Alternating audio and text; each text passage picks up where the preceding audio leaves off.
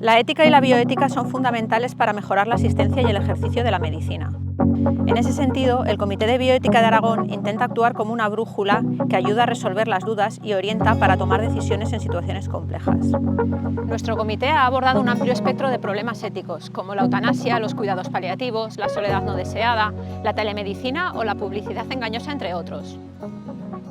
Para ayudar a los profesionales que están sobre el terreno, en Aragón contamos con 10 comités de ética asistencial acreditados, a los que los sanitarios acuden para recibir asesoramiento o realizar consultas.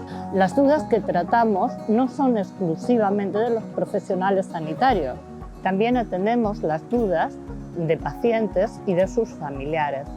Estamos, en fin, para arrojar luz sobre cuestiones éticas para ayudar al trabajo de los profesionales y contribuir al bienestar de los pacientes. Cuando enfrenté un dilema ético complejo en mi práctica, solicité asesoramiento al Comité de Ética Asistencial. Su apoyo y orientación me permitieron tomar una decisión éticamente bien fundamentada en beneficio del paciente y su familia. Pues este era un caso muy complejo en el que teníamos muchas dudas acerca de cómo tomar determinadas decisiones, ya que el paciente estaba crítico, además la familia tenía acceso a la historia clínica, y solicitamos asesoramiento para estar preparados a la hora de tener que tomar esas decisiones si era necesario.